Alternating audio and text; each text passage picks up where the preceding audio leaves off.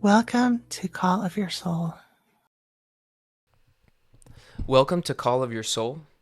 Today I am joined by Amy Bear and Steve Mattus, our special guest. And today we're going to bring you episode 7 and talking about Steve, his very interesting journey. And before we dive into today, just taking a moment to collect ourselves and get ready to receive. So if you're in a space to do so, I invite you to close your eyes and just bring your body to stillness.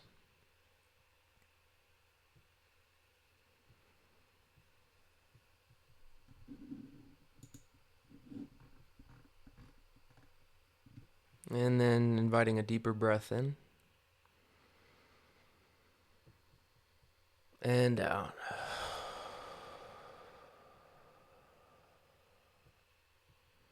So jumping off from the launch pad.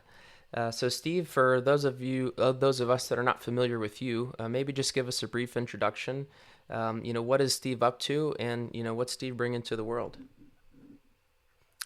Hello, and thank you, Dan and Amy Bear, for having me today. I'm really excited to be with you. It's a great honor. My name is Steve Mattus. I am the founder of Actual Infinity, which is my little company. And I would describe my core work as being loving presence and inviting people to taste what's possible when we remember who we really are and living from that place. And that all sounds lovely, but what does that really mean? So I'll just share a couple examples. So, sometimes we have a taste of what we call our authentic selves or our higher self, or like the ease and the peace that we sometimes taste when we meditate or when we do yoga or a spiritual practice, or even when we see like the most beautiful sunset, right? But when we open up our email in the morning, all of that goes out the window. When our partner fails to do the one thing we ask them to do for the thousandth time, that authentic self is nowhere to be found. Or on Monday morning, after a nice weekend, we realize we have to endure another week at a job we hate. It's really hard to find that ease-filled, peaceful self that we were connected with just at 6:30 that morning when we were doing our yoga meditation, right? So my work is intended to help people finally bring that loving, peaceful, ease-filled presence into every experience. And my work, I've developed a lot of work around the nervous system, the autonomic nervous system, almost as a spiritual path, showing how our body's response patterns to stress can either veil or reveal this loving presence that we fundamentally are. And I developed some frameworks and a model that kind of map how we recognize ourselves as this loving presence while fully embracing the intensity of our human experience, especially for those who are neurodivergent like I am. It's intense. And so what makes my approach unique is that I really make an effort not to bypass the messiness or intensity of life. The way I work is not ever trying to get rid of a part of us. We hear a lot about that in a lot of different paths of trying to crush our ego or transcend or get away from our experience in some way. And what I do is really about learning to be with our experience, whether it be the pleasure, the pain, or the brilliance, or the struggle, while simultaneously knowing ourselves as the loving presence in which it all appears.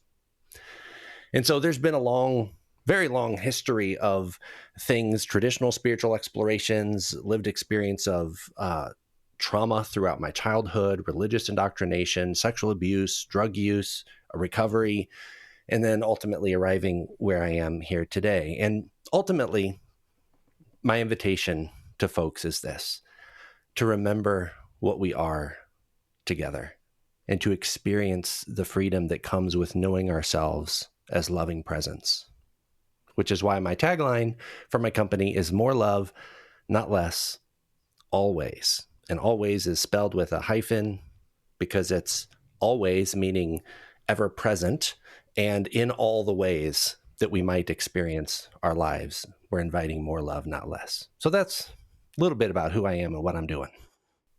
I love that. And so I guess we'll circle back and explore more about your work into the nervous system and, the practices and how you go about creating that, with everyone that you work with and the community that you're building and growing. But I guess we'll sort of start back at the beginning with some of the roots and how you came to discover this work. And I think you wanted to start at a specific point in your childhood to sort of help us, kind of get back to where you are present day. Yeah, sounds good. Yeah, it's a long, rich, and difficult history. Um, I was born into shame. I didn't know it when I was born, but I learned it later that even from the moment of my birth, I was actually a disappointment because my mom was expecting a girl. She'd already had two boys, and I was the her last chance to have the daughter that she always wanted her whole life. And I was a boy. I was her third son. And so I didn't know it obviously as an infant, but I learned shortly thereafter, very young, that I wasn't what she really wanted. And so that was kind of how things started. So off on the right foot. um, When did you first feel that? Like, did you just feel that, or did she said that and you overheard it? Like, when did you first discover that you weren't what she wanted? yeah, as early as I can remember, which is, 3 or 4. Wow, And it was said to me. wow, Yeah. And it wasn't said in a malicious way, like you're not what I wanted. It wasn't said in a mean, violent way. It was just kind of telling the story. And I don't think they had really any conscious idea of what that caused. yeah. I don't think their intention was malicious, but the impact certainly was. So it was almost more like a So, disappointed way for a yeah. kid, which is Yeah. probably potentially even worse. Yeah. Yeah, because I didn't know what to do with that except to internalize it. I mean, because my parents, who I rely on and who are like everybody I look up to, they're like everything to me. If they're disappointed, like I must be the reason why. I was the focus of that. So I internalized that and realized from a very, very, very young age, I am a disappointment. I am wrong. And you'll see that as we talk through my history, that lesson reinforced over and over and over again. Man. One of the ways that was reinforced is that when I was 2 years old, my parents converted to become Jehovah's Witnesses. And that's what I would say, being very generous with my language, it's cult-ish, being generous. They good people. I've known many, many thousands of Jehovah's Witnesses in my life, and they're good people. The religion itself is, I find, to be very, very harmful. And there's lots of teachings. There's all sorts of things about Jehovah's Witnesses that we could talk about if we wanted to. But there was one thing. There were a few things that came through for me. There's one teaching that really stuck out to me, which was a verse in the Bible, which is 1 John 4:16, which I've got my old Jehovah's Witness Bible here in front of me. And it says, from there, it's called the New World Translation. I don't have another Bible. It says, and we ourselves have come to know and have believed the love that God has in our case. God is love. And he that remains in love remains in union with God, and God remains in union with him. And that was the verse that, I don't know what it was, but that has always stayed with me as the core and the fundamental takeaway from that experience of being a Jehovah's Witness. I, quote unquote, believed the rest of it, but nothing really got very deep except that principle that God is love. And that has been a through line my entire life. And so, as Jehovah's Witnesses, we are taught and encouraged to be what's called exemplary in our behavior, morally and ethically and visibly, and how we dress and what we say and how we talk and what we think and how we treat others. And in some ways, that can be really good, right? It sounds lovely. Like if you are going to be exemplary in your behavior, you're going to be really conscientious and really thoughtful. And to a large degree, many Jehovah's Witnesses are that way, and it's lovely. However, it extends deep into the individual and how you think and what you believe. And if you deviate from that, you get disciplined and punished. And in order to perform, in order to be considered exemplary, and I always do finger quotes when I'm saying the word exemplary, you have to behave. You have to stay in line. And at a very young age, I'm guessing 3 or 4, probably 4, I was diagnosed as autistic. And right today, in today's language, it would be considered level 1 autistic, which means that I have lower support needs. But I still had autistic tendencies. It was difficult for me to sit still. And Jehovah's Witnesses back then went to their churches, what they call kingdom halls, 3 times a week, 2 hours each. And as a little kid, I was supposed to sit still and pay attention. And a little autistic kid isn't going to sit still and pay attention. Yeah. Right? Even a non-autistic kid probably wouldn't be able to sit still and pay attention. So I became a problem. So again, let's wrap back. I was born a problem. I was born wrong. I was born a disappointment. And now the way I am, the way I behave is a problem. And I was in the way of my dad progressing and escalating his stature in the religion. And that became a problem. Because you reflected poorly on him? Yes. Okay. Because a parent, if their children aren't exemplary, they can't be exemplary. Mm. And so my parents began to seek out, how do we fix him? And so I ended up being put in what is called applied behavioral analysis therapy, ABA therapy, which is intended to change the behavior primarily of autistic children to look like neurotypical children or non-autistic children. And I don't know all the details. This is a little bit of filling in that I've done, but it kind of makes sense. I can't say this for a fact, but I'm imagining, because this therapy that I went to wasn't in a doctor's office. It was another Jehovah's Witnesses farm. I went to his farmhouse where this ABA therapy took place. And so I'm imagining that, he had some psychological training or whatever and introduced my parents to this idea and said, I can help your son. And being a Jehovah's Witness, they trusted him. And I went to ABA therapy a couple times a month. And ABA therapy back then used to last, I would stay there for a whole weekend because it's very intensive to do this programming on them.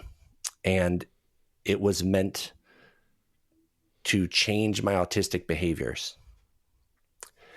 And unfortunately, it also was combined with sexual abuse, which was all disguised as therapy. Of course, my parents didn't know, at least I don't think that they knew about the sexual abuse part of it.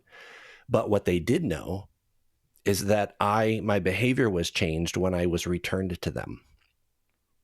And it lasted for a while until the next session of ABA therapy.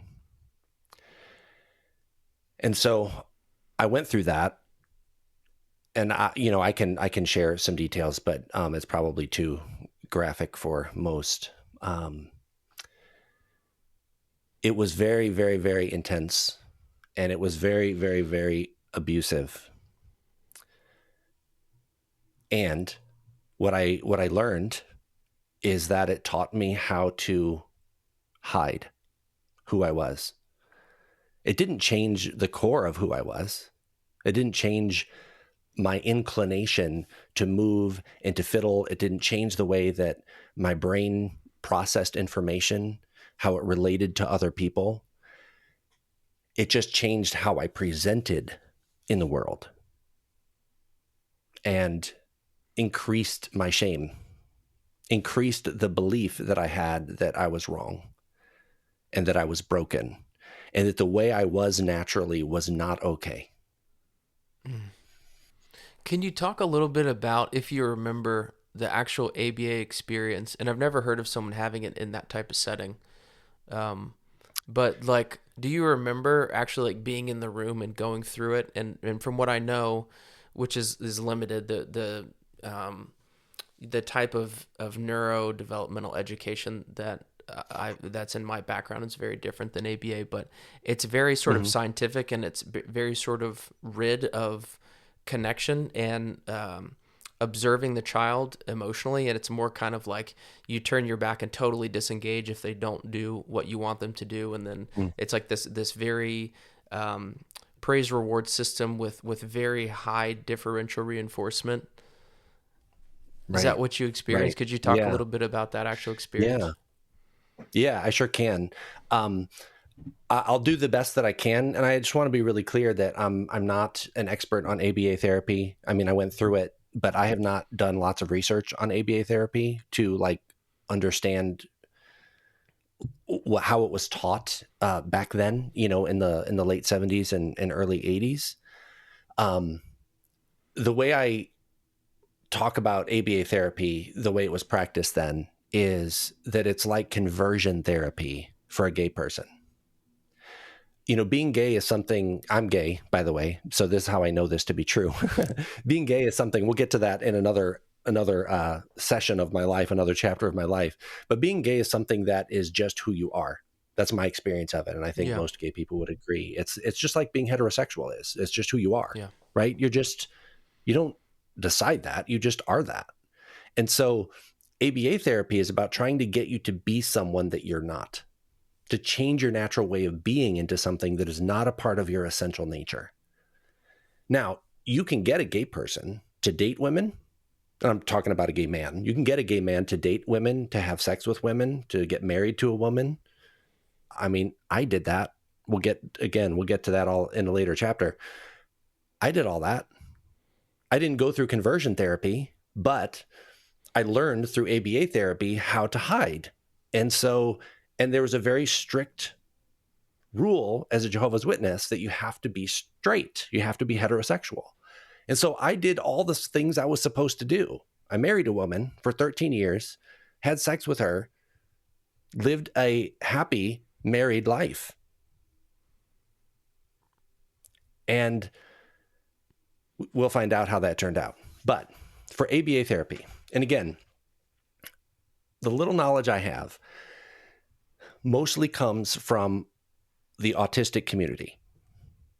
And the autistic community in general, and I don't want to paint with a broad brush here, I want to be very careful about my language, is not supportive of ABA therapy in any way, shape, or form, even in its modern form today. mm, And I've heard that ABA therapy has tried to adapt to be more attentive to the person and not only the behavior.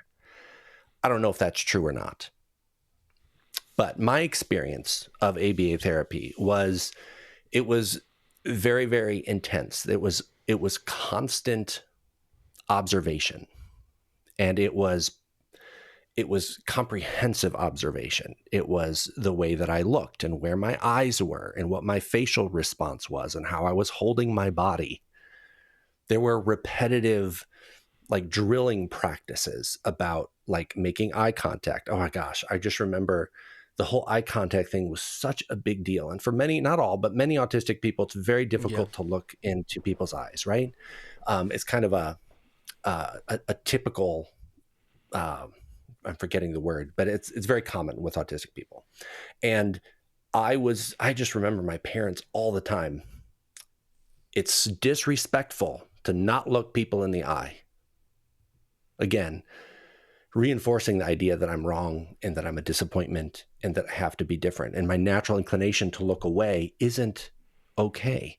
Like, we put all of this meaning into this little thing, right? Verbal responses, how you play. As a child, I played different. I wasn't running around with other little kids and engaging in their play.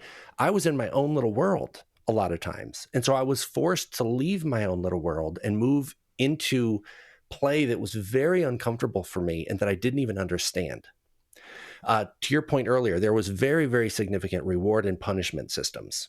So, and this is partly where sexual abuse came in. And it was so confusing because the sexual abuse came in both as a reinforcement for non-autistic behavior, and it was also used as a punishment for autistic behavior, which was very confusing to me. There's lots of compliance training. So there's a huge emphasis on following instructions exactly as they're said, which is marvelous for grooming people to be susceptible to abuse. If you are trained from 4 years old through 12 years old to do exactly what you're told and follow instructions, the next time somebody comes along and says, yeah, you need to do this sexual thing with me, what do you think you're going to do? Even if you question it, it's not okay to take away agency from a child like that. Right. Stimming is really important. Rocking and hand flapping is one of the things that a lot of autistic kids do. And it's a way to kind of disperse the energy. Mm-hmm.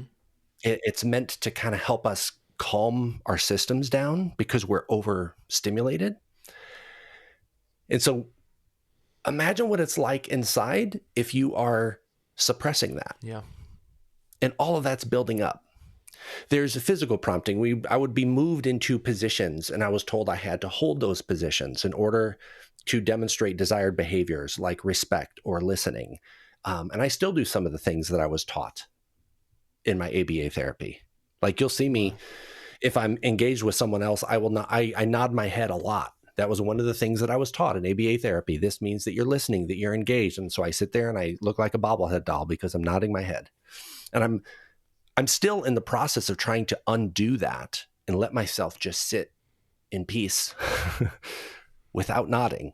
But I'm afraid to look bored because of all of this stuff. It still affects me today. Emotional distress is ignored.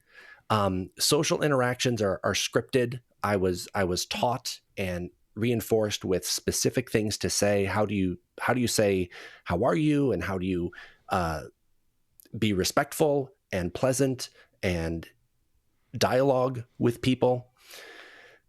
I could go on. Yeah, it's almost like teaching you how to act as social situations instead of expressing yourself. Yeah, in every way, shape, and form. And that was all like observable behaviors. Obviously, they weren't addressing the inner stuff at all. It was all outer stuff. It was all the shell. So what you learn is how to perform, how to put on a show. Was there any investigation into asking you about your experience, asking you about what you're feeling, trying to understand things from your Okay, nothing. No, not even a little bit. Wow. Not even a little bit. And I understand, again, I've done very, very little research on it, but I saw something very brief on something. I don't even remember where it was. That is, they've tried, I think supposedly they're trying to make that a part of ABA therapy now, is to invite some of that, to understand what the inner experience is. But I don't want to give ABA any pass because all I know of it was that it was violent in my childhood. And so I can't encourage anybody to look at it. Yeah, no, that's fair. And I think that's really important, but can I break in just for a moment? Because what I felt, and this was me personally, was the need to kind of pause and just reflect on what it's like, what Steve has described. And I just almost want to take a moment to allow anyone else who's listening to have their own internal reaction.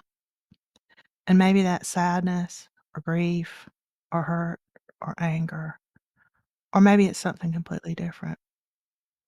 Somebody might be listening and thinking that this might have been a good thing in some way.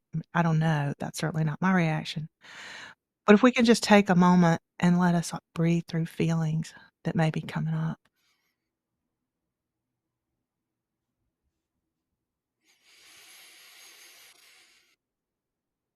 Especially for somebody who may have had similar experiences in their own way. And if things are coming up for someone, just know yourself, know that you're held. We're all here in this sacred space, and you're being held with care and with love and in your authenticity and in your truth. This is a place where that can have honor. And I'll offer that to you, Steve, especially, of course. Yeah, thank you. Thank you for that. It feels important. Yeah, I didn't want to just jump over that. I mean, sometimes, we're in the process of describing things, but we want to be sure that we're present. Yeah. And Amy Bear, can I add a little something onto that? Yeah, please do. Because I'm so glad you did that, because it kind of, to me, it illustrates the difference between, like, me telling the story. It was pretty, I tend to be pretty intense and pretty verbal when I'm talking about it, and it had a lot of energy, right? And then you came in and offered this loving presence Mm. to hold whatever was coming up in response to that. And to me, it's almost a metaphor for what happens when a parent has an autistic child and they're not, quote unquote, behaving. And we're trying to survive in a world that's designed to keep us frantic, going to work and trying to survive in our culture that we've created. And then we have a child that isn't like, quote unquote, how other children behave, and are having all of these experiences that we don't understand, and that are loud or disruptive or embarrassing in a grocery store. And they're overstimulated. I don't even go to grocery stores because they're overstimulating. So anyway, as a side point, and it's easy to go into the frenetic experience of needing them to behave versus offering the loving presence of their experience. And so for any parent that has an autistic child, I just want to express my empathy. It is not easy, especially if you have a high support needs autistic child. It's really difficult. It is not what you had expected in having a child. And I get that. It can be heartbreaking. Not just because the child is defective, but because you see their experience. It's obviously painful. But I just want to invite the loving presence to remain with the child and you as a parent. And remember that, yeah, I mean, there is room to support behavior that is less disruptive, right? Like, it's not about just allowing anybody to do anything that they want, right? It's okay to have rules and guidelines and all those kinds of things.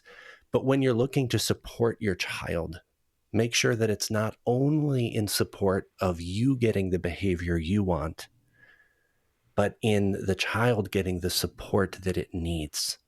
And that's what was not present for you in your ABA environment experience, right? That loving presence. Right. That interest in your inner life and in your personal needs. Right. Right. Yeah, along with these things that you may have to do, both. And there are things that help someone to do things that may be important, but also helping them to have their personal experience be held is really important. Yes. Yes, exactly. Exactly. And of course, I can't underestimate, and I didn't talk a lot about it, but every experience, and I went to this farm between the age of 4 years old and 12 years old, at least twice a month for the entire weekend. That's a lot of days. And the ABA therapy was combined with sexual abuse that I won't even speak about because it's so intense. So it was combined with the therapy, and then it was also sexually abusive outside of the therapy as well. Although it seemed to me like the therapy was always going on because I'm always autistic. And so I was always reverting to my natural inclinations, and I was always being rewarded or punished for doing or not doing, even if we weren't in the barn where the therapy, quote unquote, took place. But horrific sexual abuse from age 4 to age 12. And it went on in a different arena until I was 17 years old. But um, it was it was bad. It was really, really bad. And it was not about my well-being. Mm. So there's a question that occurs to me, and I can imagine it occurring to other people who are listening in.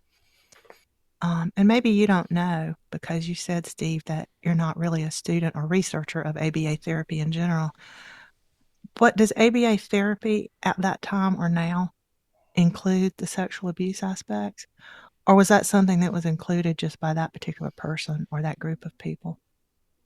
No, I don't think it ever was designed to include sexual abuse. I think that it was just this particular person that there are many, many, many lawsuits within against Jehovah's Witnesses for there being pockets of sexual abusers and them being protected, and they've had many lawsuits over the years, and so I think it was this person. Clearly, what they did to me was clearly not the first time they had done this.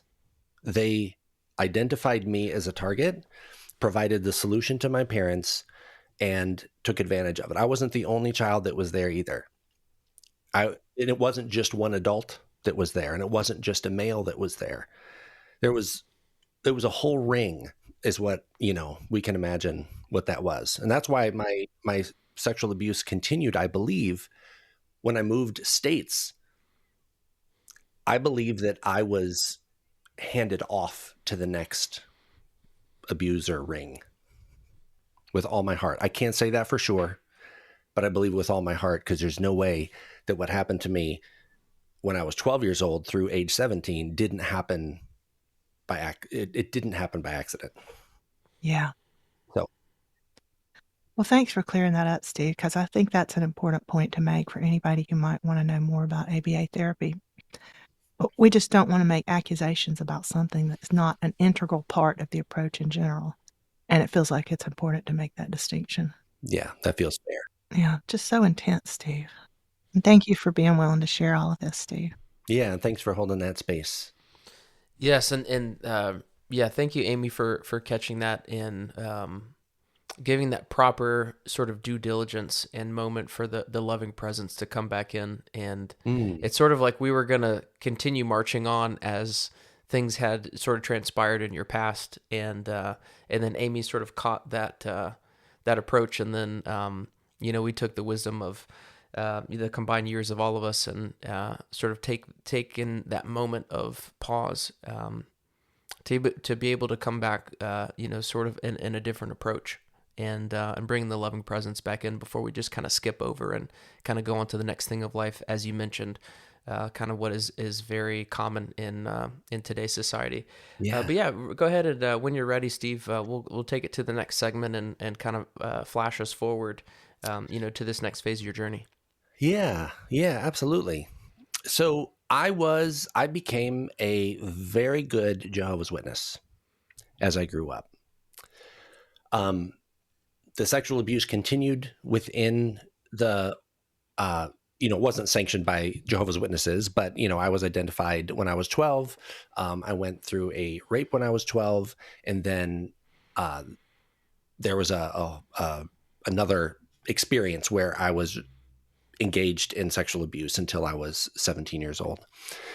And after that, through all of that, I was performing very well as a Jehovah's Witness, and I was going up through the organization. I was appointed to a responsibility in the congregation, and I did all the things that I was supposed to do. I was what's called a regular pioneer, which means I was a full-time preacher. I would spend 90 hours a month going door to door in our ministry, and there was one thing that was like held out as like this really amazing thing that very few people got to do, and that is to serve at the world headquarters of Jehovah's Witnesses in Brooklyn, New York, when it was there. And I was able to do that for 4 years. And I came out of that place is called Bethel. It's a Bible name. And I came out of Bethel serving at the world headquarters. I was a photographer for the Watchtower and Awake magazine and other publications. And I came out back home and got married because that's what you do. That was the only choice I had. There was no other thing to do. It's weird if you're a single adult male and are not getting married. Nobody really says that, but that's the culture. And I was desirable because I was, quote unquote, exemplary. I was a Bethelite, is what those that served at world headquarters were called. I was a former regular pioneer. I was a ministerial servant at the time, which is, again, it's not quite a deacon in like another type of church, but it's a position of responsibility, and you only get that when you're exemplary. As a male, by the way, can't be a woman. It's another weird thing. Anyway, so I got married to an amazing woman. I love her deeply to this day. And we had a wonderful, wonderful marriage for 13 years. It was very difficult. Financially, it was difficult. And she had severe depression, bipolar, and I loved her more than anything in the world. I really did. And it was so difficult for her. But at 35 years old, I was appointed as an elder at 25 years old. An elder is like, there's like a priest in a Catholic church is like a body of priests in each congregation, if you will. And so there's a group of men in the congregation that kind of shepherd the flock, if you follow that kind of language. And Yeah. do Do you mind if I ask this, Steve? Like, how did you guys meet? Did you meet her in the congregation, or did you bring her to Jehovah's Witness? Yeah, great question. Jehovah's Witnesses only date Jehovah's Witnesses if they're good Jehovah's Witnesses. If they're behaving themselves, they only date other Jehovah's Witnesses. You're only allowed to marry other Jehovah's Witnesses. And so I couldn't look outside the congregation. So I ended up being introduced to this person through somebody that was working with me in New York. They had said, I know somebody who would be perfect for you, and I'll introduce you to her. And so that's how we connected. And we wrote each other for a while, and then we met, and then we dated, and then we courted and got married. So, yeah. So at 35 years old, I've done all of these things in the congregation, an exemplary man, and all this time I have known within my being that I was gay. I knew from a pretty young age, as soon as you develop attraction, I knew that I was attracted to men. It never changed. And trust me when I tell you how many times I prayed for it to go away. I was a good kid. I didn't go out and it's funny because I always say, like, I didn't go out and mess around. I didn't have sex before marriage, but good Lord, I had more sex than anybody should have before being an adult. because I was abused. I mean, it was all, my whole life was wrapped around sex because of the abuse that I suffered my entire teenage years. And then I did externally the right thing to do, just like ABA therapy taught me. You always do the right thing you're supposed to do. You don't do what is natural to you. And I was taught as Jehovah's Witness that being gay is the most reprehensible, most abhorrent thing to God. God hates you if you're gay. So again, I was born wrong. I was born a disappointment. I was taught to not honor my natural inclination as an autistic kid. I was then taught that God actually hates how I feel sexually. And at 35, I just couldn't do it anymore. God. It was at 35 that I asked myself sincerely, and that's the key word. I sincerely asked myself for the very first time, are you gay? All the rest of the times, obviously I'd known about it, but I refused to sincerely ask the question because I knew what the answer was. And I'll tell you, it's the strangest things. The moment you ask the question sincerely, you just can't turn back from that. I couldn't turn back from it. Here I'd lived these 35 years in hiding and nobody knew. Nobody had a clue. I hid it so well. And I was taught to hide everything well, right? But I couldn't turn away from the question once I asked it sincerely because I knew the answer was yes. And within 2 months of me asking the question sincerely, I came out to my wife. By the rule of the religion, she had to go tell the elders what I had told her. She had to report me, and she did. She was a good witness as well. She did what she was told. And then we had a judicial committee of my 5 fellow elders. Usually it's 3 elders. I had the entire rest of the body of elders sitting across the table from me, asking me about my entire sexual history, which I conveniently left out most of the abuse. And at the end, one of the elders asked me, are you going to pursue this lifestyle? Lifestyle. I know, lifestyle is a funny question, which I didn't even get the impact of in the moment because I was so indoctrinated that with Jehovah's Witness theology. But lifestyle, thank you for laughing, Dan, because that is it's totally a leading question. Yeah, because it's a Right, leading exactly. question, right? It's assuming that you have a choice with And it. when I came out to myself, one of the commitments I made to myself when I came out was that I was not going to lie anymore.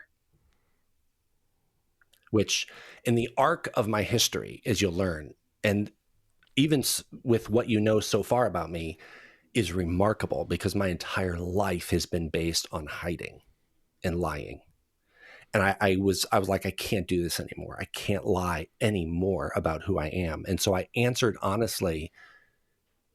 And the honest answer was, I don't know.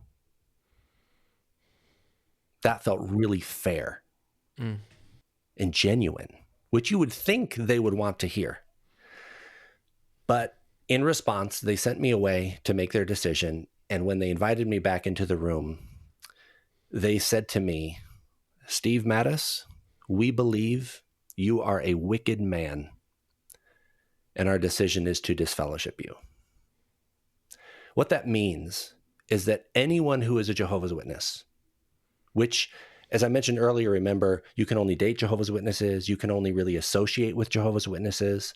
You don't create friendships with anyone who's not a Jehovah's Witness because they're quote unquote worldly. And there's a scripture in the Bible that says bad associations spoil useful habits, which is quoted all the freaking time. And so you're not supposed to, you don't have friends outside of the religion. And so when you get disfellowship, nobody who's a Jehovah's Witness is allowed to talk to you anymore. Now, they've recently made a slight shift that if you are a disfellowship person and you go to a Kingdom Hall, you're allowed to be greeted there. But for my entire life, this is just like in the past 6 months that they've made this change because they keep getting sued by countries for their harmful behavior in shunning people. So anyway, that's a whole different story. But for me, it meant none of my friends, none of my family, my parents, my brothers, nobody that I knew. I had so many friends in the congregation. After it was announced that I was disfellowshipped, none of them would even hardly look at me. I lost everything. All of my contacts, all of my... So they told like even your family, close Yes. friends, not to even speak to you? Yes. Now, my wife was an exception because according to Jehovah's Witnesses, wives are supposed to be subject to their husbands. And again, like I'm groaning internally, and I hope you all are groaning as well. Wives are supposed to be subject to their husbands. And so she could interact with me except on spiritual matters. So anyway, I came out, and let me just say also, I don't have any contact with my wife. We ended up getting divorced. That was my choice. She was willing to stay with me. She was willing to work it out. We genuinely loved each other, and she was lovely. She was as lovely as she was allowed to be within the confines of the religion. I always get emotional when I talk about her because she is the first person who taught me what love could really feel like. She genuinely loved me. And she loved me through this tremendously difficult circumstance of coming out. And it was so scary. I lost everything that mattered to me. I did keep my job. That's obviously a separate thing. And those people weren't Jehovah's Witnesses, so they could still talk to me. But, I wasn't really friends with them. They weren't really support for me. I could just pay my bills. Anyway, she was incredible and lovely, and she loved me. And I knew that she deserved to have a man take care of her and make love to her in a way that would really be fulfilling for her, in a way that I couldn't anymore. And I knew that was good for us both. She didn't like it at the time, but she ended up getting remarried. And one time she told me that the person that she remarried was basically a clone of me, except straight. That's so sweet. Yeah, it was really sweet. Yeah. So, I mean, that part was sweet, but the rest of it was horrific and violent, right? So, yeah, it's horrible. And what I just like to point out the just dripping irony here that they bring you back into the room and call you a wicked man for being just naturally who you are, which is, like we said, something that we've established is not Right. something that you can choose. And they've had no idea that what's happened to you being a part of this congregation, like what's happened as a result of your parents choosing to be Jehovah's Witnesses since you were 4 to age 17, is like wicked is putting Right. it extremely Right. lightly. It's just to me like the epitome of all irony. And it's interesting that, and I guess because they hadn't made their decision yet, so you wanted to give yourself every opportunity to stay a part of the community. I think it's interesting that they never, I guess to this day, they never knew actually what happened to you. Right. Yeah. They knew a little bit of the second chapter of my abuse. There's a whole chapter that I didn't tell them about. There's all like the horrific abuse that I suffered. The other part of the abuse that I did tell them about is that my brother did things to me from age like 14 to 17. And I told them about that because he's a Jehovah's Witness and he was never held accountable. In fact, when I brought it up at the judicial committee meeting where I got disfellowshipped, they said, "Oh, we need to follow up on that. If he's a Jehovah's Witness, we need to let his body of elders know that he's like that." And so I had called my brother and I had said, and we had never talked about it. And I had said, this is happening. And my parents called me. Get this. My parents called me and said, "Please don't do that to your brother. He's finally getting his act together. He is about to be appointed a ministerial servant in the congregation. And if you say this, it will wreck all of the progress he's made. And he struggled with stuff most of his life in various degrees. And so that's what my parents said to the abused one. Don't tell. God, what did you do?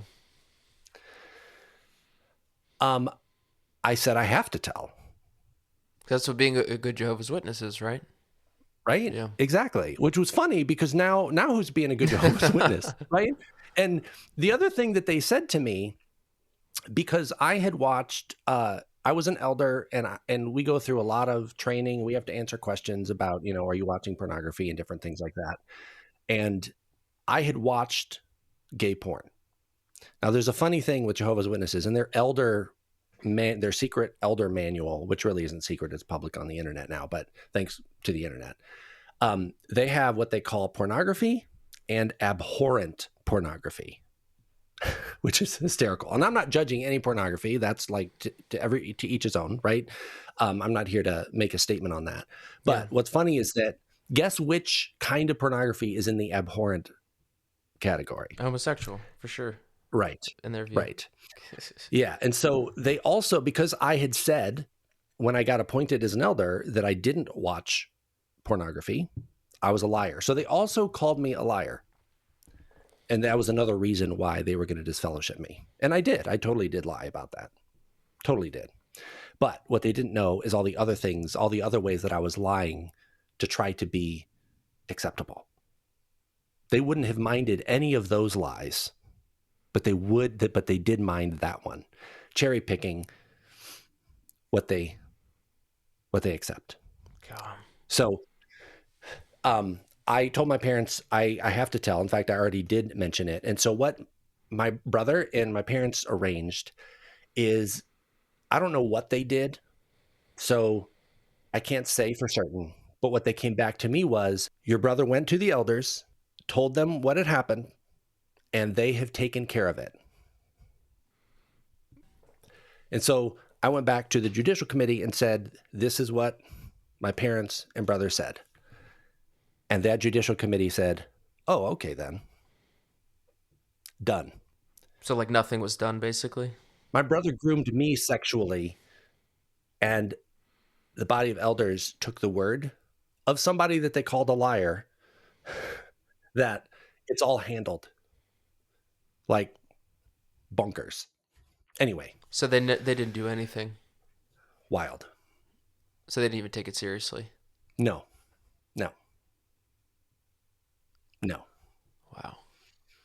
The word that comes up for me is just betrayal on so many levels, and such an attack on your character, and it feels so personal. Yeah. It really was. Yeah, it really was. I was known as the love elder because even back then, and I didn't have language for it back then like I do now, but even back then, my character was all about this loving presence. Jehovah's Witnesses are a lot about performative behavior. Back then we had to knock on doors and we had to report our time going in the field ministry every weekend or whenever we could. And it's all about behavior, right? Which correlates to why ABA therapy was, get him to behave and then he can be approved. He can be worthy of love.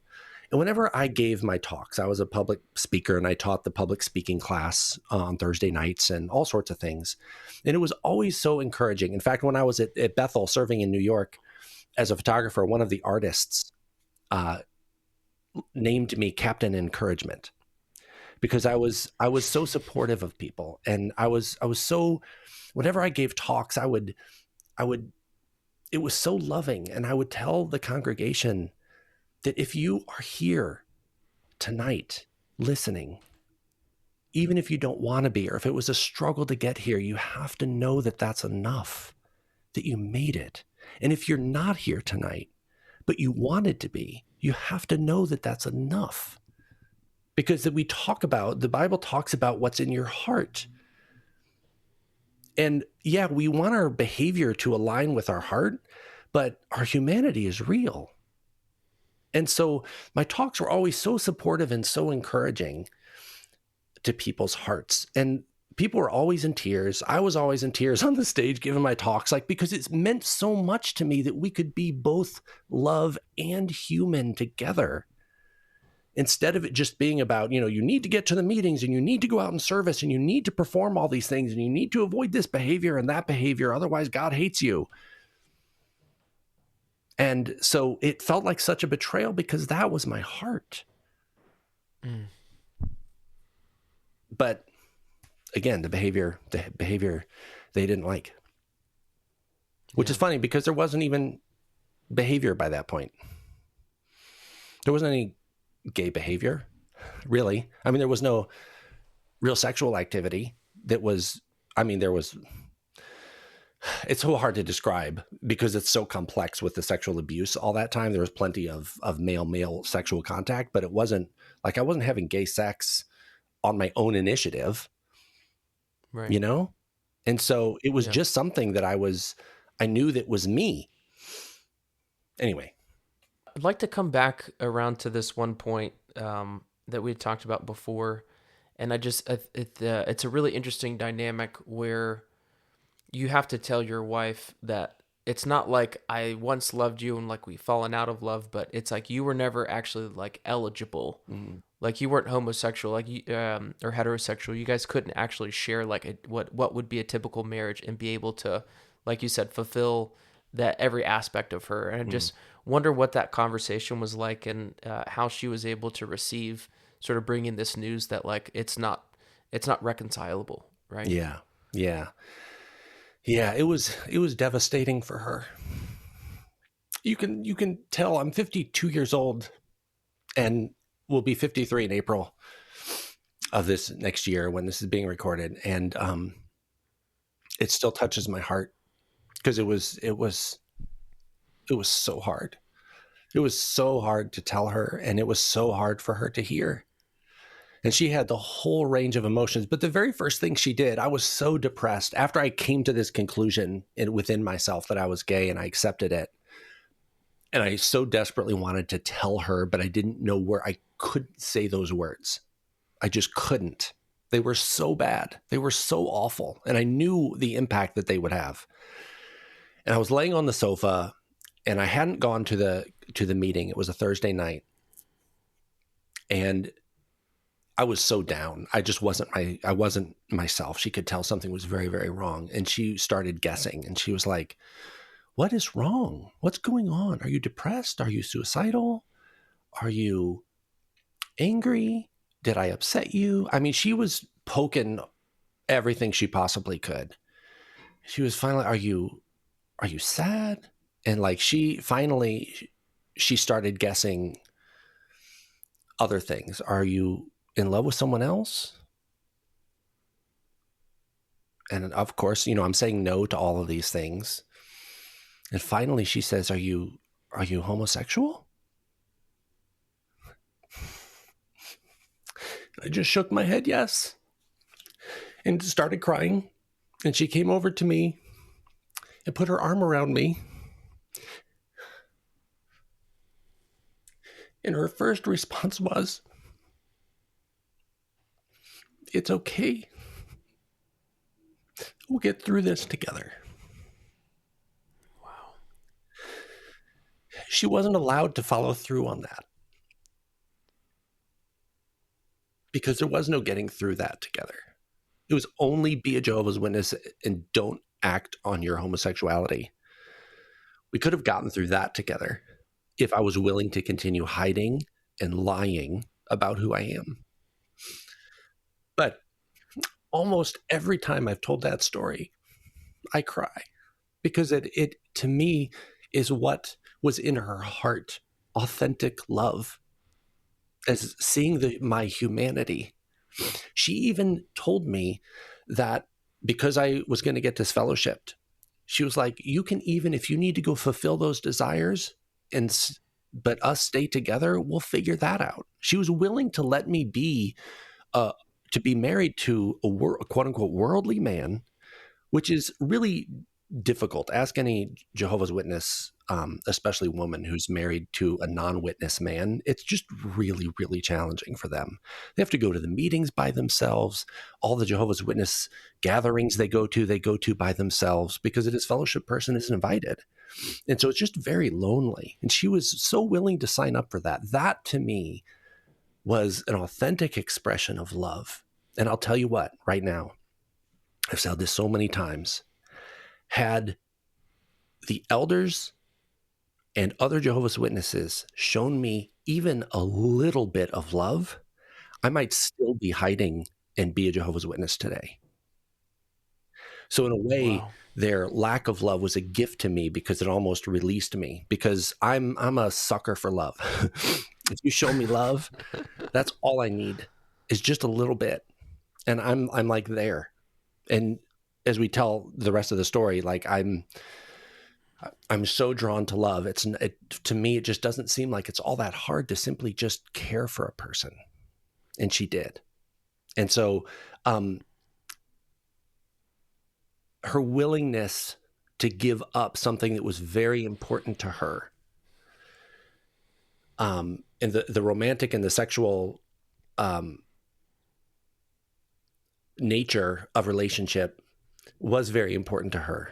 And we had a pretty satisfying sex life. And what I learned after coming out was that I thought it was pretty satisfying. She said it was pretty satisfying. But there was so much that was blocked by me not being able to be fully authentically present with her. And I'm hyper romantic. And so we were very romantic with each other. And that was all very sincere. I can be romantic with anybody almost. Yeah. I'm just hyper romantic. But I almost wish that we could like get back together again, because I could show her, look, there was so much more available to us. Even though I'm not attracted to women. I mean, I can still have sex with them.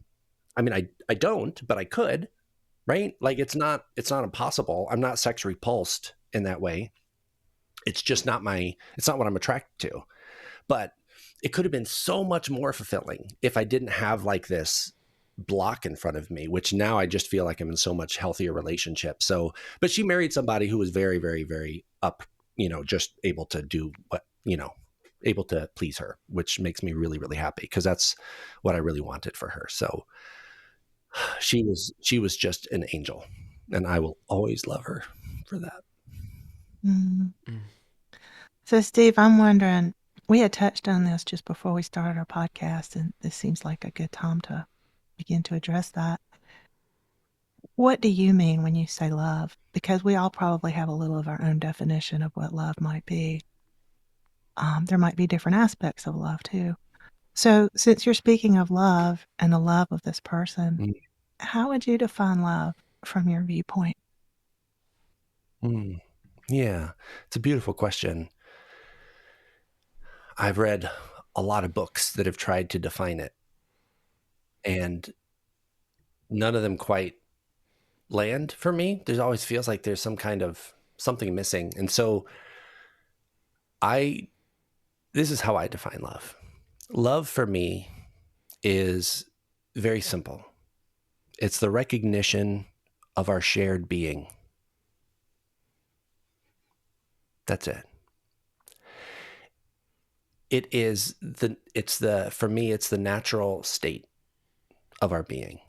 It's the natural state of the universe. It's the soup within which it all exists. It is what everything is made of and from.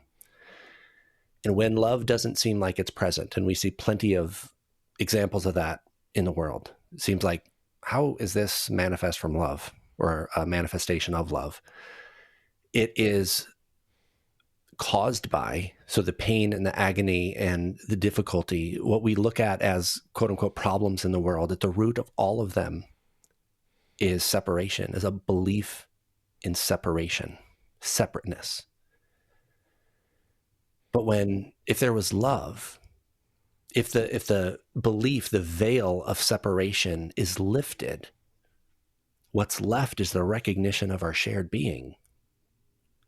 It's the same thing that happens when, like, we see a sunset and we're just awestruck. Like the feeling of awe is actually the dropping of the veil of separation for just a moment. Like we're just apart. Like we can just feel like we are like one. Like it's just it's a oneness that comes through us, and it feels like love. And of course, it has different flavors. We can be experienced in lots of different ways, but ultimately, it's simply the recognition of our shared being. And so when I came over and I had just confessed this really difficult thing, and she put her arm around me and said, "We'll get through this together," she was acknowledging our shared being. That to me is love. When the elders were sitting across from me and said, "We believe you are a wicked man," that is not shared being. That is separation. I could go on, but that's how I would sum up what I'm talking about when I talk about love. Mhm. Thanks, Steve. And so, like, when people speak of the phrase, I mean, I'm just wondering if this comes up for anybody, when we speak of a phrase like tough love, in some cases that might be an important piece or aspect of love, that there's boundaries, that there's consequences to things. So I think it might be really useful to find out how, to understand how you include that in the shared beingness. Yeah, yeah. Sometimes when we think about love, we think about it in terms of behavior, right? And a lot of times we have like this Disneyfied. I don't know if I'm allowed to say that. Copyright to the Disney Corporation. Yeah, we have fairy tale. We have this fairy tale idea of love as being soft and mushy and gentle, and it can be all those things. But love is also strong and powerful, and it can be demanding, and it can also be merciful, and it can be tender, but it can also be expansive. Like love can be everything.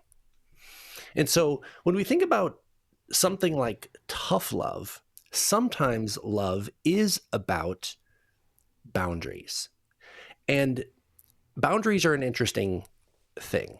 The way that I teach boundaries, I did a boundaries class a couple years ago.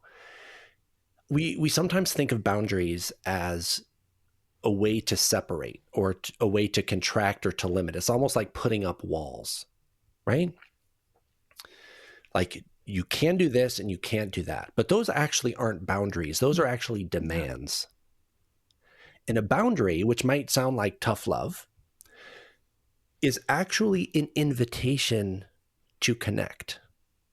It's actually an invitation to come closer. What we're doing is we're simply being clear about here's how we can make connection. Here's how we can make contact.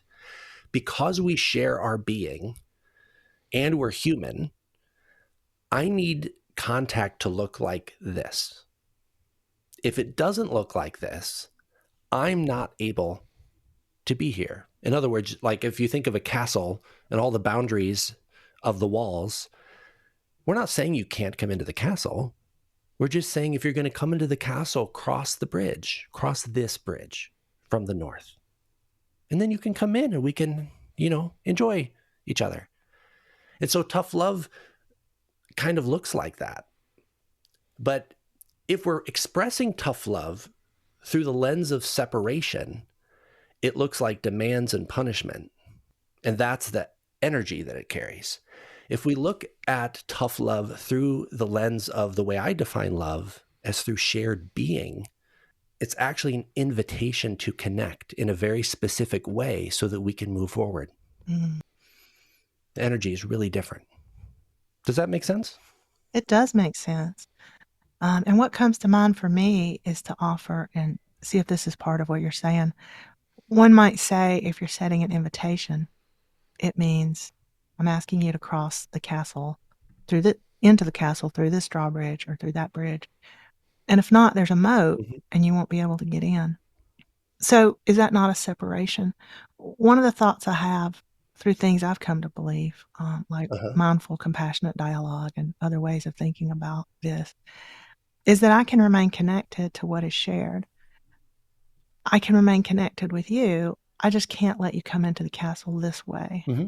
I'm not sure if I'm saying that well, but I'm curious what you think about that. Yeah. Yeah. I would agree. I think that that's fine. Love isn't isn't about not having boundaries or about things that work for us, preferences that we personally have in our humanity, right? Um, it's more it's a much deeper thing. I mean, there are people that. Well, I was gonna think of an example, but I'll stick with the idea of it. The way it's really a heart condition. Love is a heart condition. We can we can we can see their humanity and our shared beingness. And we have to, like, again, we have to bring in this loving presence that doesn't eliminate our humanity. I'm a human and things activate me. There are things that I don't really like, right? This isn't an invitation for abuse, because we could say, oh, well, if the abuser is, is also the same as me, then they can hit me and strike me or sexually abuse me, and like we're just the same, right? Like that is not what we're talking about. I can see the abuser even as a human. And again, I just want to caveat this that I'm using an extreme example here. And we don't access what I'm going to talk about here when abuse is present with us or we have trauma. So I'm using an extreme example to make a point. And I'm going to actually take it away from an abuser. We can just say a family member who is, we just can't stand because of their views on something, right? Take your pick. Uncle Frank. Uncle Frank is annoying AF. Just like, oh my God, so annoying. We can't have a conversation without it turning into this big thing. We can see Uncle Frank's, our shared being, and not have a lot of interaction with Uncle Frank because we're human. But if we view Uncle Frank through love, Mm-hmm. shared being, it will stop us from dehumanizing Uncle Frank. And that's what happens a lot of times. That's why when we don't understand someone else or they believe something different than we believe, it's so much more than just not seeing our shared being. It actually goes the opposite direction in dehumanizing others, which allows abuse and all the other horrible things that we see in the world. So we tend to think of like love as black and white, like either everything is acceptable or nothing is acceptable. Mm-hmm. And there's just this whole area in the middle, the way that love can express itself. And it doesn't look one way. We can be who we are, but and act from a place of love with our shared being, to let that be how we move forward. But that shared being also isn't only extended to others, it also needs to include us. We matter too. And it's okay if Uncle Frank irritates the crap out of me. I don't have to just sit there and listen to him say all the things that he says that are harmful and hurtful Yeah. about me. That doesn't have to be okay. He's allowed to say it, but I don't have to be present. So this is another thing about boundaries, is that a lot of times the way boundaries are taught is it about getting other people to behave a certain way. I don't think that's what boundaries are about at all. Boundaries are about us changing our behavior.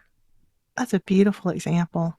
And I think one that most of us will identify with in some way or another. It makes me think of the word discipline and how discipline is also an aspect of love. Mm.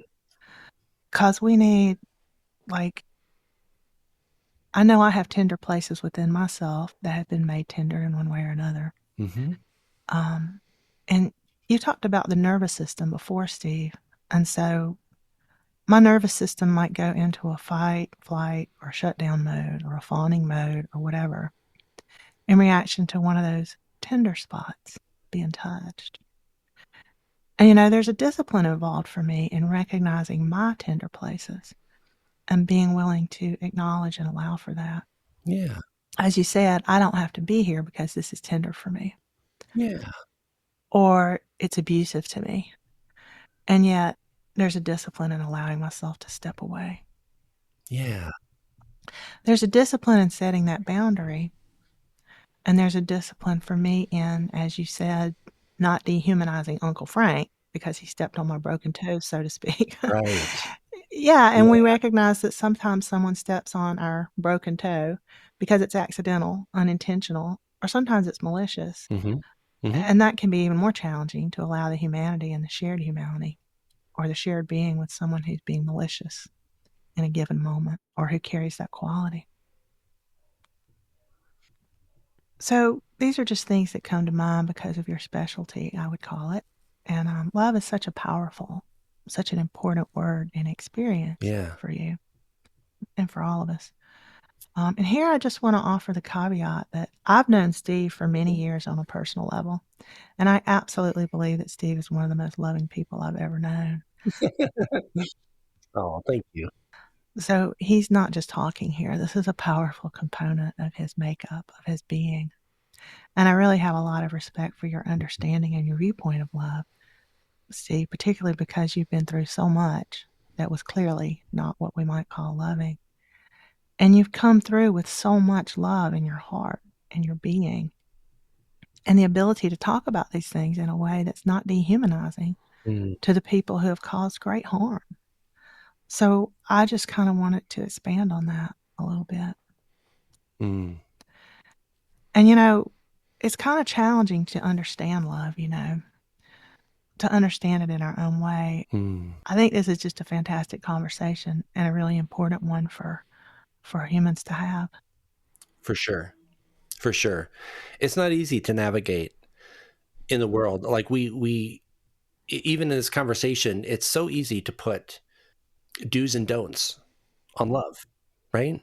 And and we each have to be in our own relationship with it, and it's not right or wrong. It may work for us in one way and not in another, and we're not going to do it perfectly. It's going to be filled with humanity and messiness, and that's okay. We just to have the support to navigate through that, through these difficult choices that don't have a clear answer, which is most choices that matter. How do I treat my family, or my partner has cheated on me? Is how do I move forward with love? Because I'm angry, and rightly so. Like, I mean, there's like all of these things. We could go on and on and on. And so it's not, you can't write a blog post that says, here's how you show love. Right. But we almost like to treat it that way. We wish it was that simple, but this is part of what makes the work challenging, is because in order to be in healthy relationship with ourselves as we try to access this loving presence within us, is that it does take time and space. And from my perspective, our culture is designed to not give us the time and space to do that. We have to like really prioritize that. If we're suffering for probably a whole bunch of really good reasons. And it might feel like, oh my God, I've got this other thing to do. And part of the way I try to work with people with this is to actually do less. Getting to this loving presence isn't actually about doing more things. It's actually about letting go of more things. It's about doing less. It's about stepping back and leaning in to the loving presence that is already here for you. It's a nourishing, restful leaning in or leaning on, instead of more do's and don'ts and reaching out and trying to be enough or trying to do it right. It's oddly enough, because I've been literally like studying this path intently for 8 or 9 years, along with like just kind of being connected with love in general for my whole life, as I've demonstrated. And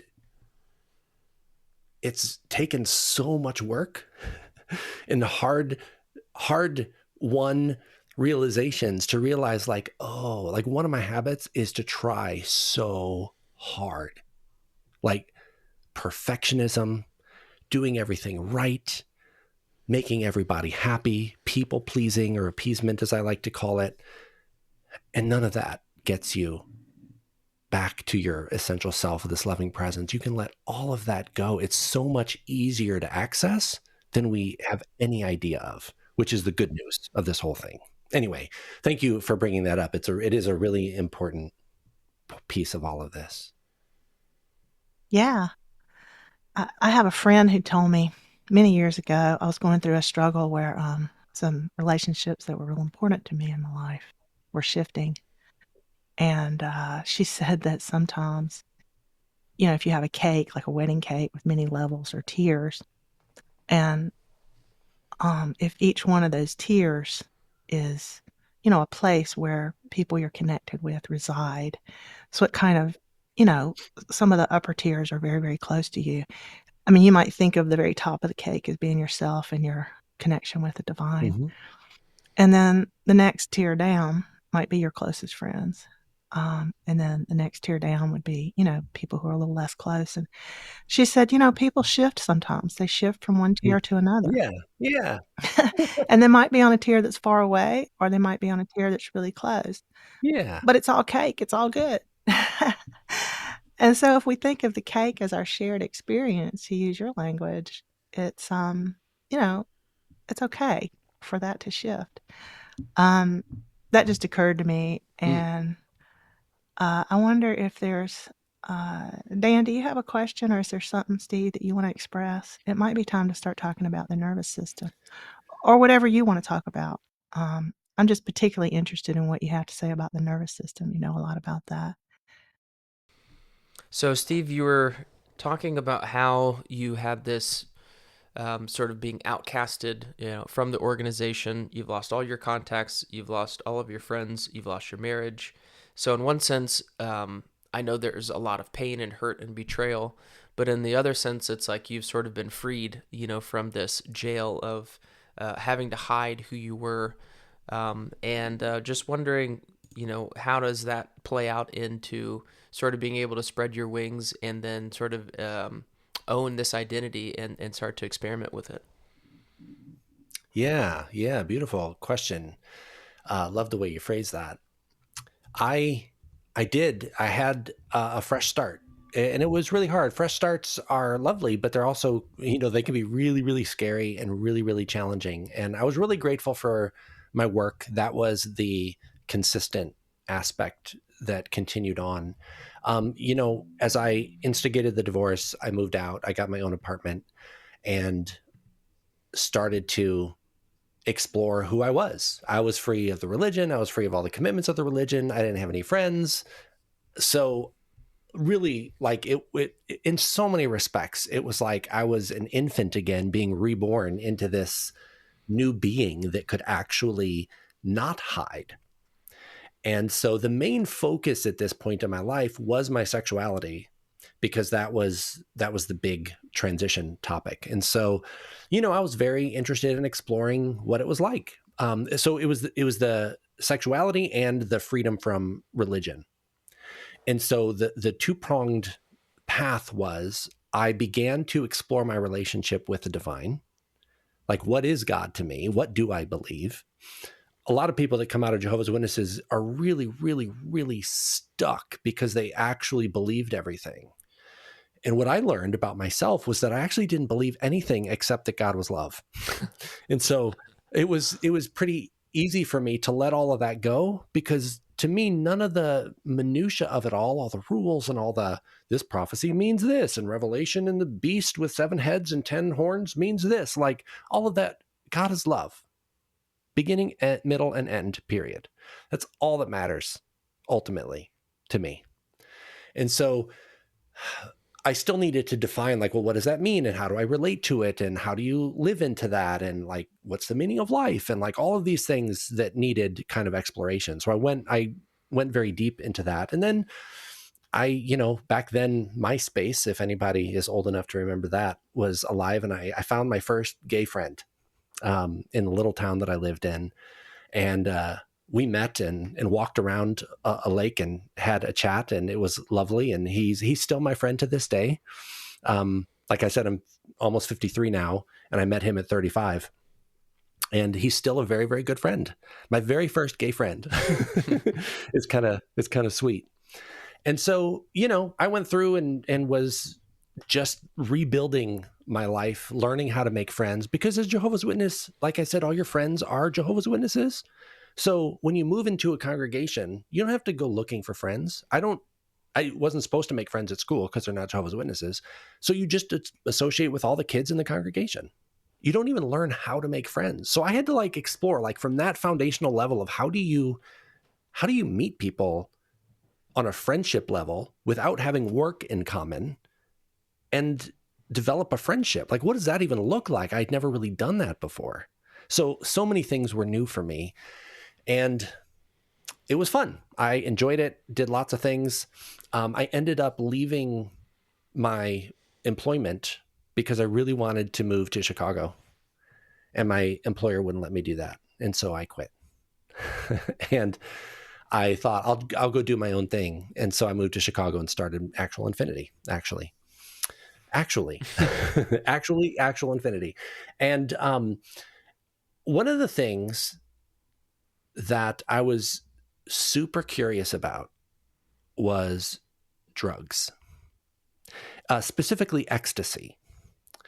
And one of the things that I didn't mention about my childhood sexual abuse is that one of the ways that they softened me to be able to receive the abuse and not resist, and I think the ABA training and not resist as much, is I was given some kind of drugs. I don't know what they were, but I always called it the juice. I always wanted the juice, and I would go to the farm and I would get the juice. And it always made me feel really good. I imagine it was some psychoactive something. I don't know if it was LSD or what it was, but I was always receptive to everything. And I didn't know at the time, when I was a child, that that's what was happening. I just know that I really liked that juice. Made me feel really good. And so because I took it regularly, because of the ABA therapy and the consistency of it, I wanted more of it, of course. And so when I was 35 and coming out and 36 and moving to Chicago, I had this natural inclination to where's that experience? And again, this wasn't a conscious, I want the experience of when I was a child. I just knew that there was an experience that I had that I craved, that I longed for to have again. And I was so curious, especially about the drug ecstasy. I was also very sexually repressed because of all of the shame that came from my Jehovah's Witness upbringing. And I believed that drugs was the pathway to open me up sexually. And ecstasy was that drug. And so I decided to try ecstasy. And it was amazing. One of the best experiences of my whole life was on ecstasy. And the reason it was so important to me, this is just a pivotal moment in my whole life. You can imagine the amount of shame and self-hatred that I've had in my life, as I've described. I had never experienced feeling okay in my body and my being. I didn't love myself. I didn't even like myself. Every thought that I had was one of shame and of wrongness and of brokenness. My entire 36 years of life up to this point. God. And I took MDMA, ecstasy, and I remember one time, and I used all the drugs that I'll describe soon to come, along with ecstasy. I did it all in complete isolation. I never did it with anyone else because I had an idea what might happen if I did that. So self-protective mechanism, take it by myself. One night, I was what they call rolling on ecstasy, super, super high. And I had a little handheld mirror, and I picked it up and I looked at my face. And for the first time in my life, I saw me. And I loved me. Genuinely, sincerely loved who I saw in the mirror. First time ever. I never had anything even close to that experience before. I just remember laying there and looking at the mirror and thinking like, oh my God, I love you so much. I'd never even felt that before. I had had hints of it from my former spouse, but there was so much shame and self-hatred blocking that love from coming in. And ecstasy took away the veils so that I could actually see through to my loving presence. And it was a moment I'll never forget, obviously, still very emotional for me, that experience, having never experienced it before. Now, I'm not advocating for drug use of any kind now or anything I say in the future. But I do think that using some of these substances like ketamine or MDMA or LSD in a therapeutic setting can be really, really helpful. And I really hope that they continue to do studies on that and allow people under supervision to be able to do it in a safe manner, not like I did. So I just want to put that out there because I really do think that it gives you an experience. And I've obviously never forgotten that experience, and it changed everything for me. Because now that I had a taste of what it was like to genuinely like and love myself, just like when I sincerely asked if I was gay and I couldn't put it down, I couldn't put down that sense of like, oh my God, like loving myself is possible. That wasn't the drug talking. It was the drug influencing me, my being, that allowed it to happen. Yeah. I did that. And so that means I somehow, somewhere in here, I have access to that. And so that felt really, really important. And so that was amazing. But then, as is often the case with drugs, things go downhill from there. I've recently been transcribing all of my journals from back 2011 through 2020 that I used to handwrite. And so I'm putting them into text, and I've been transcribing them. So I just recently reread all my journals from these years just by accident. It coincides with this podcast, but I remember when I was taking ecstasy, I wrote in my journal, there's only one drug I'll never take, and that's methamphetamine, crystal meth. I'll never take that. That's the worst drug ever. Nobody, you just don't take that. And then later on in my journal, a few months later, 6 months later, maybe, I wrote, I think I'm going to try crystal meth. So this is what happens often when you start taking substances. It's so easy for you to rationalize their use and in getting deeper into them, right? Yeah. I made myself a promise when I ordered crystal meth for the first time. And I said to myself, if I ever involve any of my friends in my drug use in any way, I will stop. And I'm a man of integrity.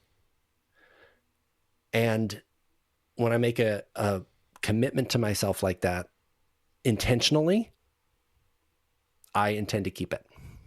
So I ordered crystal meth on the dark web. And I also ordered eventually LSD on the dark web and had it delivered to my home. I don't know if it's smart to admit that I committed a felony on a podcast, but here we are. It's okay. Yeah, I did it. It's true. I can't hide from it. And so I started using crystal meth. And that got out of hand super quick. So I won't go through the whole history of all of that, but what I realized, this is long after the drug use was done, is that what I was recreating in the way that I used drugs and what I did while I was using drugs was I was actually recreating some of the sexual abuse scenarios that I had experienced as a child and as a teenager. And I've come to understand it as my being trying to unravel all the harm that had been done, to kind of go back there in my experience and to be able to gain some kind of control over it, to re-employ my agency in those scenarios and to not be harmed by it, to kind of unwind all of that. I didn't know that that's what I was doing in the moment. This has come, after I'd gone to rehab and lots of therapy, realizing that that's what I did. And that thankfully only lasted, the crystal meth use only lasted a year. And again, I didn't get involved in anyone else because I knew what would have happened to me if I had gotten involved in using with other people. And it's a long story, and I'm not going to tell the whole story, but there was a moment where I was deep in psychosis. I hadn't slept for 4 days and was high on crystal meth, which is why I didn't sleep for 4 days. And I was hearing things in the apartment adjacent to me that were scary and not okay.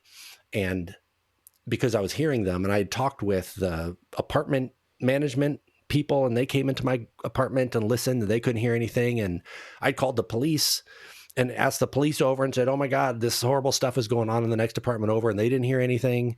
And then I called a friend of mine and I said, you've got to come over here and hear this stuff that's happening in the apartment next to me. And so she came over. She's a dear friend still to this day. Hi, Christina, if you're listening. And she came over. She didn't hear anything either. But because of what I said I was hearing, and she trusted me because I'm a man of integrity, and I wasn't just going to lie to her about stuff that I was hearing, and it was women being harmed, she was like, this ain't going down on my watch. So she called the police again, and they came back. Long story short, the police never, ever, they were in my apartment twice that day and never, ever suspected I was high. One of the things that ABA taught me so well is to hide. I used crystal meth for over a year. Nobody ever knew. I would be over at one of my friends' house with my supply and my pipe in my bag, and I would go into their bathroom and smoke a bowl of crystal meth and then go back into the living room and hang out with people. Nobody ever knew. That's crazy. Like there's no smell or look in your eyes, like they saw nothing. I knew how to hide it all. Wow. Nobody even suspected, because I know how to change my behavior in order to meet people's expectations. And that's a real rarity. It's a real rare thing.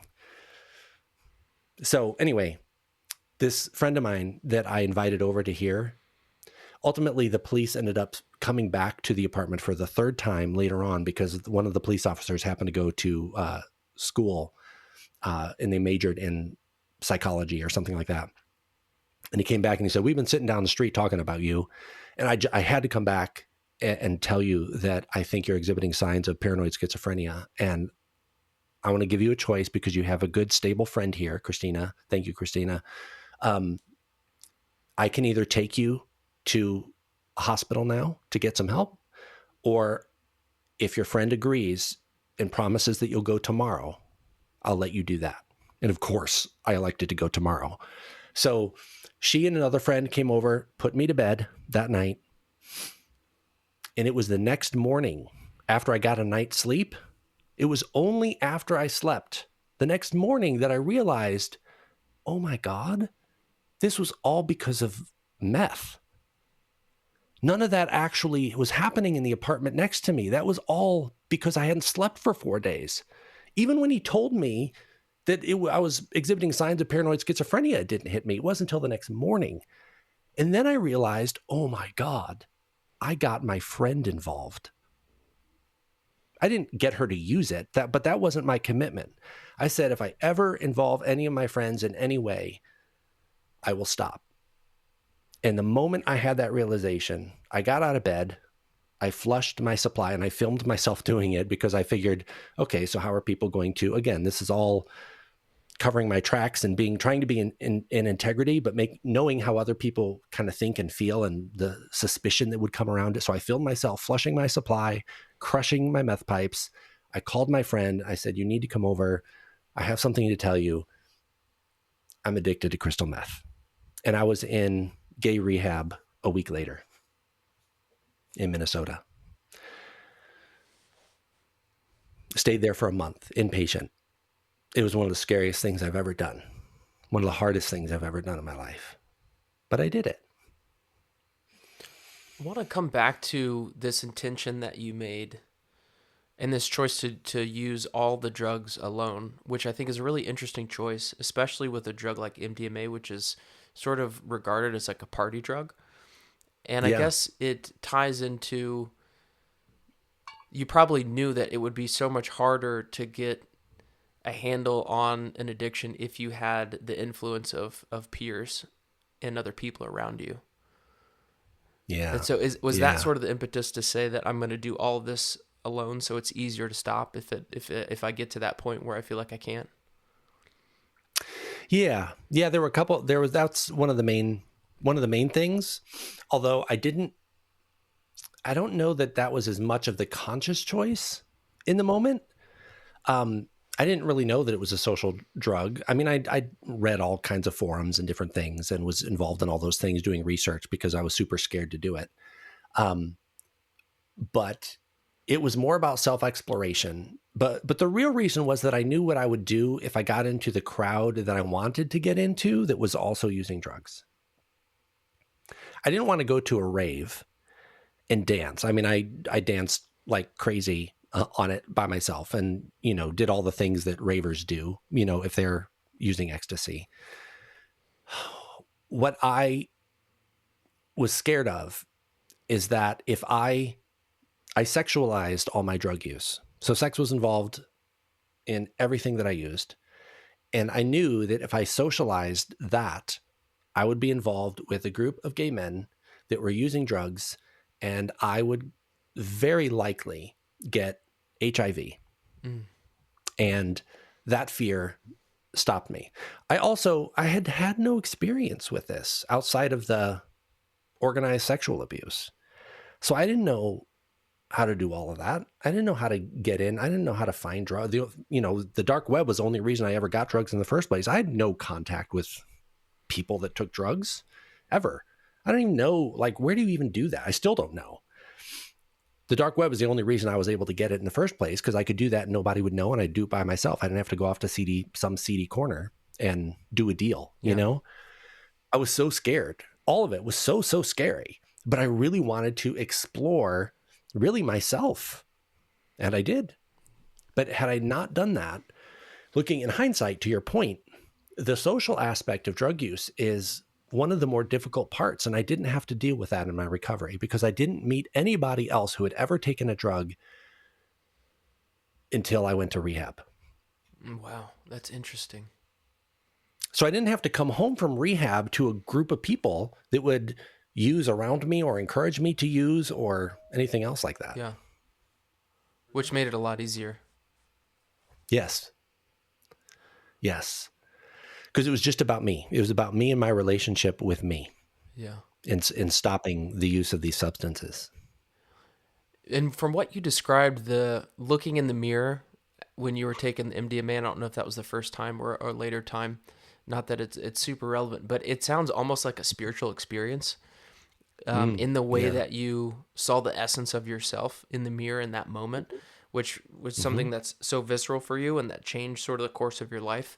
I just wondered if you had any of the same, because I've had some more spiritual experiences that sort of fueled my my path on spirituality and my discovery with LSD. I just wondered if you had any sort of spiritual or similar type of experiences with LSD or even crystal meth for that matter. Yeah, I did. I had so many experiences. I mean, I used them a lot during that probably a total of a year and a half when I was using different substances. I used a whole lot more than crystal meth, LSD, and ecstasy. There were so many different experiences. I didn't take the substances from a place of spiritual exploration. I know some people today, some of my friends that take different substances, and they go into it. The set and the setting that they create when they take it is to expand themselves spiritually. Mm-hmm. My set and setting was to expand myself sexually. Mm. And the spiritual experiences that I had as a part of that were kind of accidental, but also I think not accidental, because I think it's part of my nature. And my nature is love. And so not by accident, I think very much actually on purpose, like it was peaks of my soul that were coming out. And so, yes, on LSD, I had lots and lots of spiritual experiences and things that would come to me, and visuals, and like traveling through the universe, and meeting divine beings and all kinds of things that I don't generally have in my normal non-drugged waking state. Crystal meth was an amplifier. All the young guys at rehab where I went, they all were like, "You did LSD and crystal meth together? Are you crazy?" Like, they had never heard of this before. Like, and many of them had been in rehab like 6 or 7 times, and they were like 23 years old. And they were like, "You did what?" So they were like, LSD is nuts by itself, let alone to do it on crystal meth. Crystal meth is like a 100 times amplifier to the experience. And so I went all sorts of places with it.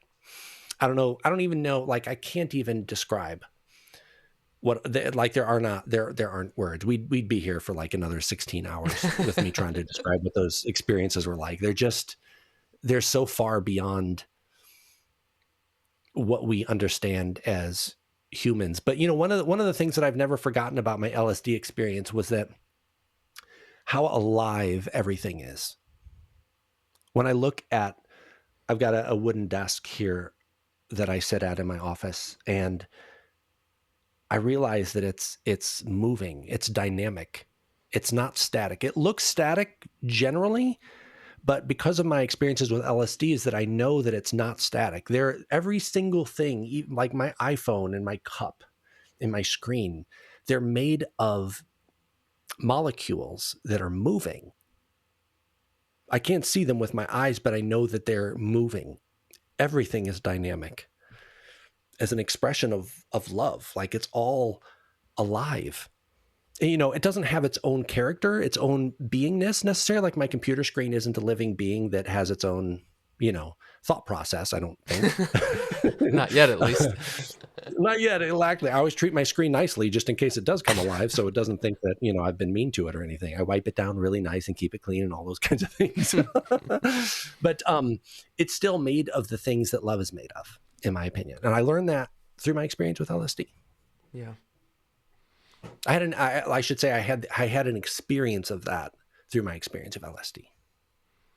And then is there anything that you'd like to share or that you learned through your rehab process? Because like you said, some people it takes, many, many occasions, kind of come in and out. What was that experience like for you? What did you take away from it? And how did that help you to be able to, I guess, rid yourself of the need to use the chemicals, and where did you land once you left there? Yeah. Rehab was scary. Rehab was hard. Rehab was really uncomfortable. The path that they followed in rehab was generally the 12-step program from AA. And the first step in AA says something to the effect of, "I am powerless in regards to this substance. And so I have to lean on my higher power in order to stop using." That's like a really awful job of saying what the first step is. If anybody's been in AA, they know it by heart. Rehab helped me get through the worst of it. The first week after you stop, crystal meth doesn't have as much of a physical dependency as it does a psychological dependency. And so the first week is really, really difficult. Of course, it took me a week to find a rehab to go to. So I was mostly through that. And for me, it just involved lots of sleep and lots of support from friends. But I didn't know, I'd kind of lost my way as how to be me without using the drug. Because it really feels so good. You can never feel as good as you can feel on crystal meth. And then when you combine with LSD, it's just like bliss all the time, right? And who doesn't want that? So it's hard to like reintegrate, and it changes your brain chemistry. Your dopamine receptors shut down. They literally, because there's so much dopamine, your brain says, oh, we don't need all of these dopamine receptors. So you lose some of that function of your natural reward system, so that when you stop using and you come back and you do something that maybe before your use used to give you some pleasure, some reward, a quote unquote dopamine hit, you don't get that anymore. Like, it's hard enough to go through life with regular dopamine hits, doing the things, accomplishing the things, and, getting that stuff. When you come back and there's no more dopamine hits, you're like, life sucks. So it's really difficult. But rehab helped me get through. I went to my 90 meetings in 90 days after I came back, which is what they recommend. I followed the rules. I did what I was told, right? I can check all these boxes. I really started to struggle with the first step, though, because what I knew is that I made the choice to take crystal meth. That was a conscious choice I made. I did it in integrity. And I even called in my journals, I write, I'm going to be responsibly irresponsible. I had like a name for it. This is called being responsibly irresponsible. I documented every pill that I took, every tab that I took, every pipe that I smoked. I tracked all of my drug use in case I OD'd and somebody came in. They would know exactly what I took, exactly when I took it, how long ago was the last hit, like all of that stuff. I was being very responsible as I could be in being irresponsible with my use. But I felt like I couldn't get past that. I'm not helpless in the face of it. I don't know if that means that I wasn't actually addicted or what, because I know there are many people who feel helpless, like they genuinely feel like they have no power in the face. And if that's your experience, 100% support that. It didn't feel like my experience. So I don't recommend this either as a strategy, but when I was trained in rehab to believe that I didn't have any choice, and agency, as you can imagine from my history, became really important for me to be able to make choices for myself. And so I felt like I needed to go through this process again in order to demonstrate to myself that I actually did have choice and I was not powerless. So, I don't know,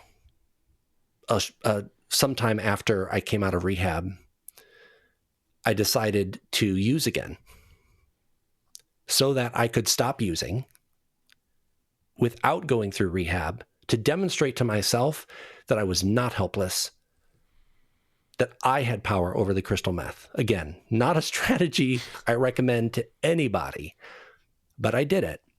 I used again on a daily basis for 90 days. And here's the weird thing. Talk about how ABA changes you and helps you to hide. Still, after all of my friends are on super high alert for Steve being a crystal meth addict, which, by the way, at the time had a 96% relapse rate. Everybody was waiting for me to relapse. Nobody knew that I did.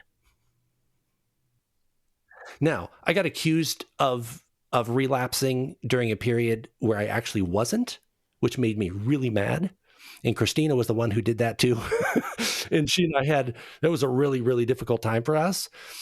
What was hard is because nobody noticed when I actually did relapse, but then they accused me of relapsing when I didn't relapse, which really felt like an assault to me, which is why I had such an enormously vibrant reaction to it. But I stopped by myself, Nobody knew. And I showed myself I am not powerless. These are choices that I'm making. And again, I'm just speaking from my experience, not for anybody else. And I'm forgetting that. And so I felt helped by that. But the traditional 12 steps of rehab didn't feel like it worked for me because of that very first step. But there's still a lot of principles that I learned and was able to take away, like keeping my own side of the street clean is one of the phrases that they use. Making amends is another thing that I think is really, really important. Of the people that, in my case, there weren't a lot of people that were actually really hurt. Some of them felt betrayed because I had lied to them and hid my use from them. But, I make amends and I correct those mistakes and make the repair that's necessary. And so there's lots of good stuff that comes out of it. And the way I'm kind of built, I kind of have to make my own way in order to feel like it's mine. And you can imagine why, based on my history. Nothing through my first 36 years was really my own way. And so now I'm kind of like grabbing that back, my own agency, to decide for myself how I'm going to be. And it's not going to be based on what somebody else says it should look like.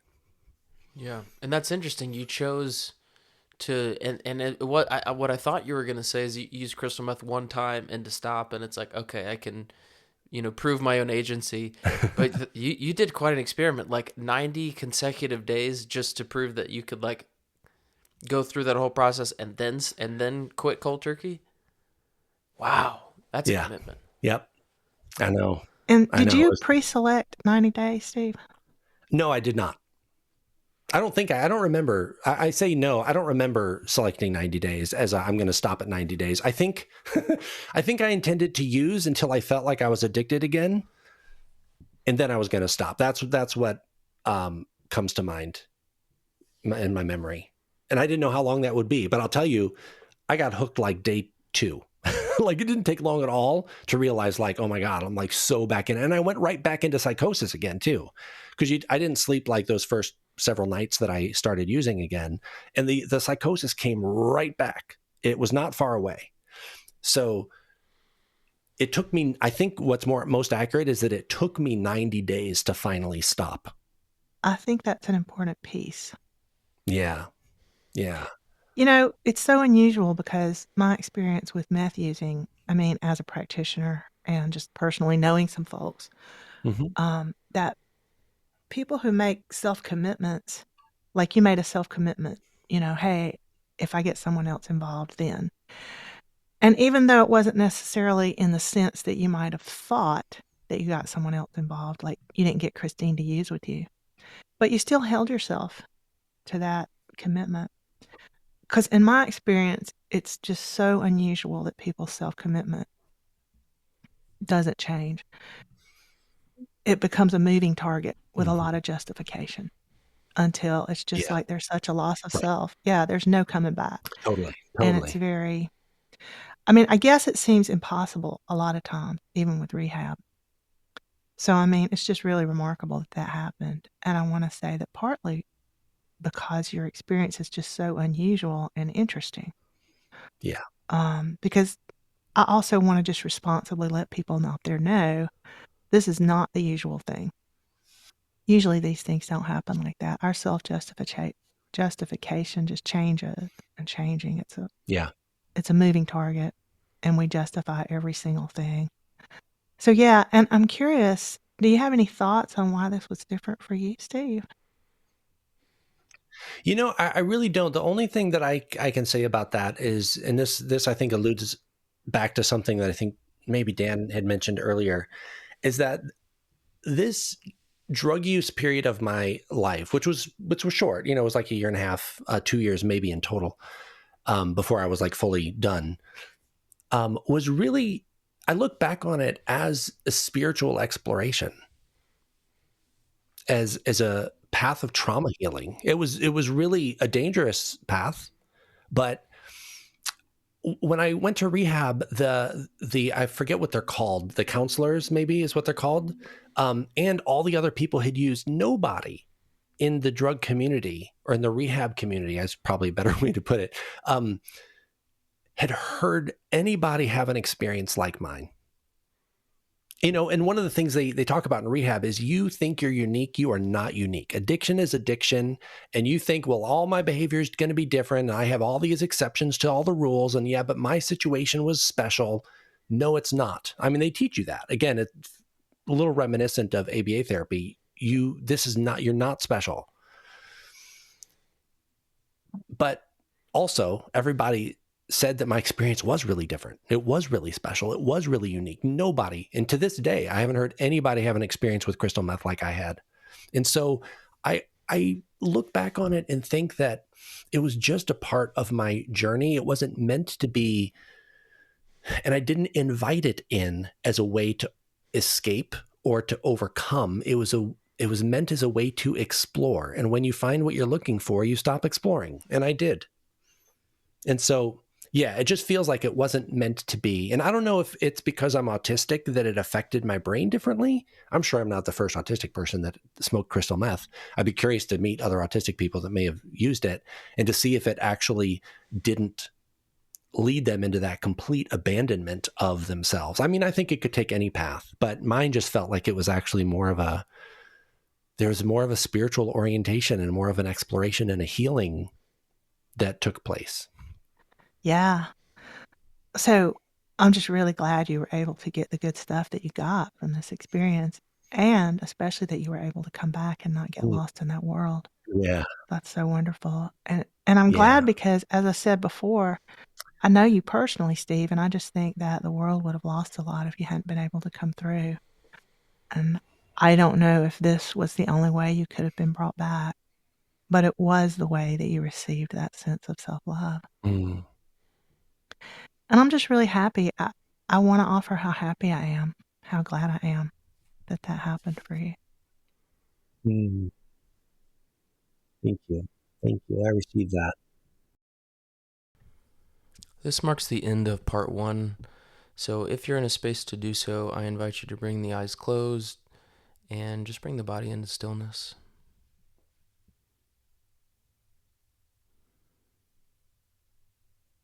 And just bringing the sense of receiving into closure. And then extracting the insights, the resonance from Steve's story, and just the residual sensation of the loving presence. Always there, always available.